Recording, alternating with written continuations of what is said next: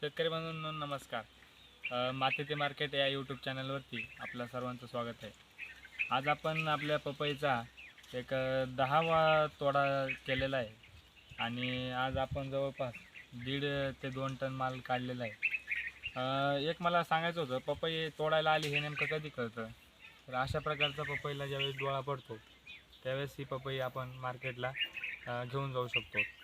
आणि पपई ही साधारण तोडल्यानंतर पुढचे 2 ते 3 दिवस देखील मार्केटला विकता येते. तर दुसरी गोष्ट काय, सध्या रेट काय चालू आहे, तर साधारण 10 रुपये ते टॉपचा माल 30 रुपये असा पपईला रेट चालू आहे. आपण पपई परवडते की नाही हे एक मागच्या वेळेस प्रश्न टाकला होता. तर मला त्याचं उत्तर सांगायचं आहे तुम्हाला. पपई परवडते कशी, तर बाकीच्या पिकांपेक्षा पपईला इतर खर्च कुठलाही नाही आहे. आम्ही आज जवळपास गेल्या 25 फेब्रुवारी 2025च्या फेब्रुवारी महिन्यात लावलेलं पपईला आत्तापर्यंत फक्त 2 फवारण्या केलेल्या आहेत आणि बाकीच्या पिकांना असं नाही आहे.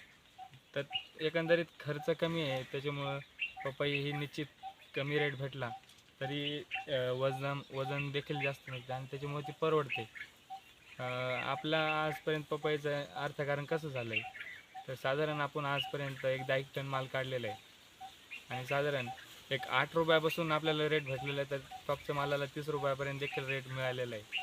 म्हणजे आपण आजपर्यंत 1 लाख ते 1.5 लाख रुपये पपईतून कमवलेले आहेत आणि याच्यानंतर देखील एक एवढंच उत्पन्न होईल अशी अपेक्षा आहे. तर तुम्हाला आणखीन पपईच्या मार्केटिंगविषयी, आपण चॅनलचं नाव ठेवलेलं मातीचे मार्केट, तर मार्केटिंगविषयी काही प्रश्न असतील तर तुम्ही जरूर कळवा.